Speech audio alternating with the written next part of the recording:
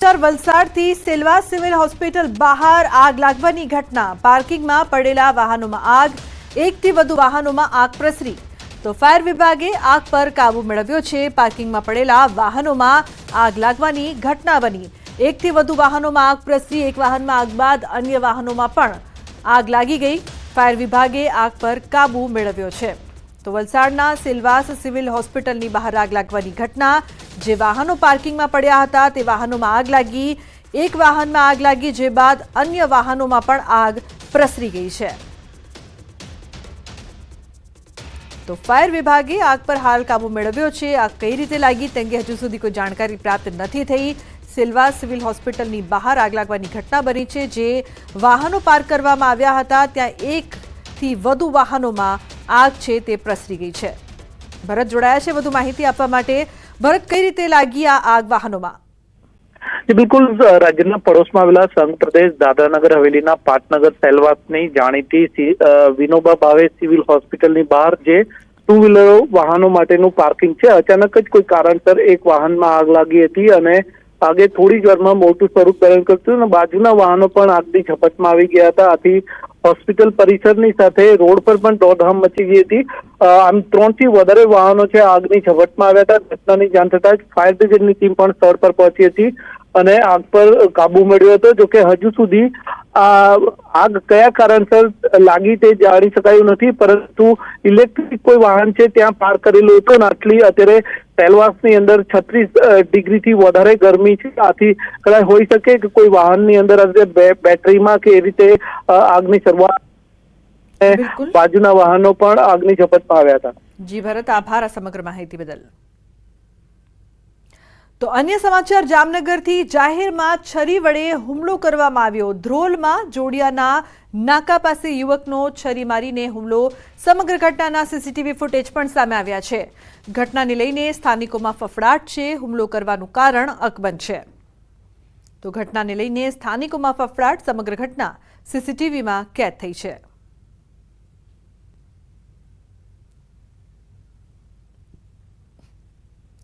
અન્ય સમાચારની વાત કરીએ તો રાજકોટના બાલાજી એપાર્ટમેન્ટમાં માથાકૂટ થઈ। 5 શખ્સોએ ભેગા મળીને મહિલા પર હુમલો કર્યો। આ હુમલામાં 2 મહિલાઓ ઇજાગ્રસ્ત થઈ છે। રાજા પઠાણ સહિત અન્ય લોકોએ હુમલો કર્યાનો આરોપ લાગ્યો છે। જો કે પોલીસ દ્વારા બંદોબસ્ત ગોઠવી દેવાતા માથાકૂટ આગળ વધી ન હતી।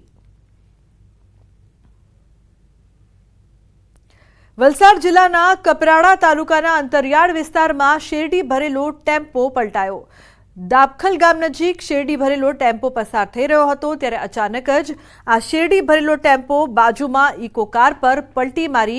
આથી ઇકો કાર ટેમ્પો નીચે દબાઈ હતી, જેમાં ટેમ્પોમાં સવાર 4માંથી એકનો ચમત્કારિક બચાવ થયો હતો, જ્યારે 2 લોકોના મોત નીપજ્યા અને એક ગંભીર રીતે ઇજાગ્રસ્ત થતા તેને સારવાર માટે હોસ્પિટલ ખસેડાયો હતો।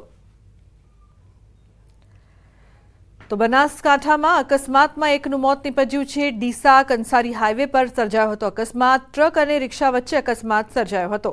અકસ્માતમાં એકનું મોત, 2 લોકો ઇજાગ્રસ્ત। મૃતકના મૃતદેહને પીએમ અર્થે તેમજ ઇજાગ્રસ્તોને ડીસા સિવિલ હોસ્પિટલ ખસેડાયા છે। અકસ્માતને પગલે ઘટના સ્થળે લોકોના ટોળે-ટોળા ઉમટ્યા છે। તો સુરતના મોટા વરાછા ઉત્તરાયણ વિસ્તારમાં હિટ એન્ડ રનની ઘટના બની છે। બેફામ કાર ચાલકે માતા પુત્રને ઉડાવ્યા। અકસ્માતમાં 4 વર્ષીય બાળક અને 32 વર્ષીય કૃપા રાદડિયા નામના મહિલા ગંભીર રીતે ઇજાગ્રસ્ત માતા પુત્ર સારવાર હેઠળ ખસેડાયા છે। સ્થાનિકોએ કાર ચાલક હિરેન ખૂંટને મેથી પાક ચખાડીને પોલીસને સોંપ્યો। કાર ચાલકની કારનો ભૂક્કો બોલાવ્યો। ઉત્તરાયણ પોલીસે આગળની કાર્યવાહી હાથ ધરી છે। તો સુરતના બારડોલીના સુરતી જકાતનાકા નજીક અકસ્માત સર્જાયો છે। સુરતી જકાતનાકા ખાતે ફરજ બજાવતા 2 હોમગાર્ડ જવાનો દૂધના ટેન્કરની અડફેટે આવ્યા। અકસ્માતમાં એક હોમગાર્ડનું મોત, અન્ય હોમગાર્ડની હાલત ગંભીર બતાવવામાં આવી રહી છે। પોલીસ કર્મીની ખાનગી કારને પણ નુકસાન પહોંચ્યું છે। આ ટેન્કર ચાલક નશાની હાલતમાં હોવાની સંભાવનાઓ વ્યક્ત કરાઈ છે।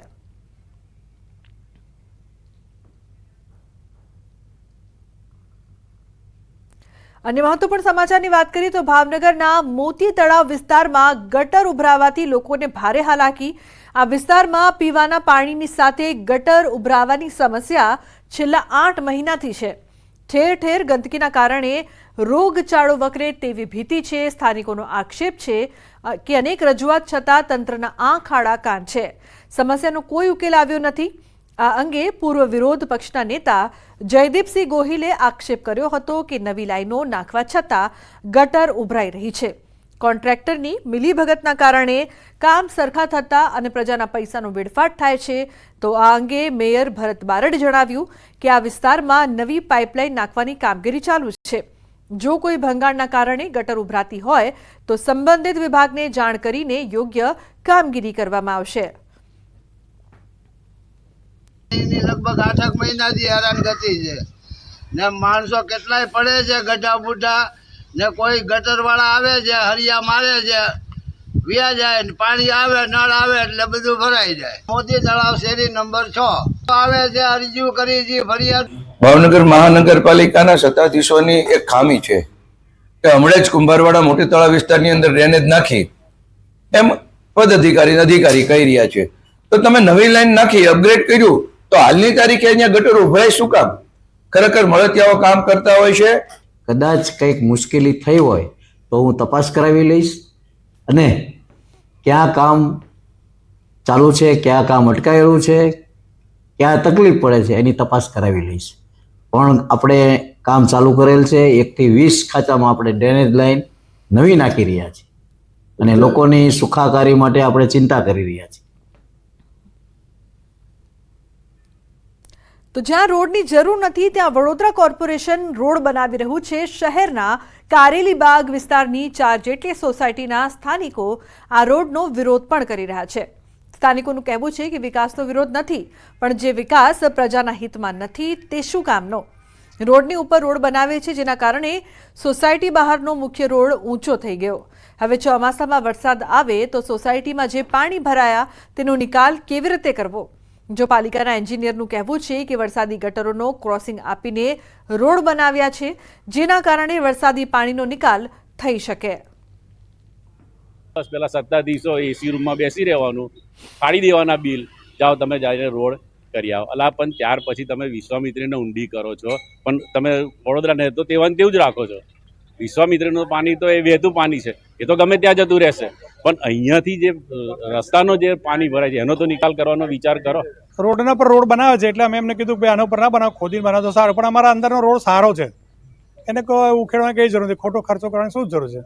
અમારી સોસાયટીની આજુબાજુના વિસ્તારના ટીપી સ્કીમના જે રોડો છે એ સોસાયટીના રોડના લેવલ કરતાં ઊંચા બનાવી દીધા છે। ત્યાં એમને એવું અનુમાન ના થયું કે આપણે આ વરસાદ પડશે તો સોસાયટીમાં પાણી ભરાશે તો એનો નિકાલ કઈ રીતના કરવો। દરેક સોસાયટીની ગલી પાસે આપણે કેચપીટનો ક્રોસિંગ કર્યા છે, એના પછી આપણે રોડનું કાર્પેટિંગનું કામ ચાલુ કરીશું। એટલે સોસાયટીની બહાર જ કેચપીટ છે એટલે પાણી તો એમાં જતું રહે, એમાં કંઈ ભરાઈ જવાનો એવો કોઈ સવાલ નથી। એક તરફ વડોદરા વાસીઓ પ્રાથમિક સુવિધા માટે વડોદરા કોર્પોરેશન ખાતે મોરચા માંડીને થાકી ગયા છે, ત્યારે વડોદરા શહેરના કારેલીબાગ વિસ્તારમાં જે સ્થાનિક કોર્પોરેટર છે અને કોન્ટ્રાક્ટર છે તેની વચ્ચેની જે સાંઠગાંઠ છે તે ખુદ સ્થાનિક લોકોએ જ ખુલ્લી પાડી દીધી છે। અને સૌ કોઈ જાણે છે કે નાગરિકો અનેક રજૂઆત કરવા છતાં પાલિકાના સત્તાધીશો કે અધિકારીઓને તેમના વિકાસના કામો કરવામાં કોઈપણ જાતનો રસ નથી હોતો, પરંતુ જ્યાં કટકી મારવાની થાય ત્યાં પાલિકાના સત્તાધીશો કોઈને પૂછવા પણ નથી રહેતા। તેનો આ જીવંત પુરાવો તમે જોઈ રહ્યા છો। આ દીપિકા સોસાયટી, દીપિકા ગાર્ડન વિસ્તાર છે અને અહીંયા રોડ બનેલો તૈયાર હોવા છતાં જે કોન્ટ્રાક્ટર છે તેના દ્વારા રોડની કામગીરી શરૂ કરી દેવામાં આવી અને આ જીવતો જાગતો પુરાવો છે ભ્રષ્ટાચારનો કે રોડ બનેલો છે તેમ છતાં તેની ઉપર જે અન્ય રોડનું લેયર જે છે તે બનાવવામાં આવી રહ્યું છે। અને જે સ્થાનિક કોર્પોરેટરની વાત કરીએ તો શ્વેતા ઉત્તેકર છે, તેમના કહેવા પર આ જે રોડની કામગીરી જે છે તે કરવામાં આવી હોવાની જે માહિતી જે છે તે મળી રહી છે। ઉલ્લેખનીય બાબત છે કે રોડ ઉપર રોડ બનાવતા આ જે રોડનું લેવલ છે તે ઊંચું થઈ ગયું છે અને એના કારણે સ્થાનિક લોકોને ચોમાસામાં પાણી ભરાવાની દહેશત જે છે તે સતાઈ રહી હતી, જેના કારણે જે સ્થાનિક લોકો દ્વારા આ જે રોડ છે તેનો ઉગ્ર વિરોધ કરવામાં આવ્યો અને તાત્કાલિક ધોરણે આ જે રોડનું કામ છે તે બંધ કરી દેવામાં આવ્યું। ત્યારે આ જે રોડની અધૂરી કામગીરી જે છે તેનો ખર્ચો કોણ ભોગવશે તે સૌથી મોટો સવાલ જે છે તે અત્યારે અહીંયા ઊભો થઈ રહ્યો છે। હાર્દિક દીક્ષિત, ન્યૂઝ 18 ગુજરાતી, વડોદરા। તો બીજી તરફ ધોરાજીમાં પાલિકાની બેદરકારીના કારણે રસ્તા પર જાણે કે મોત લટકી રહ્યું છે।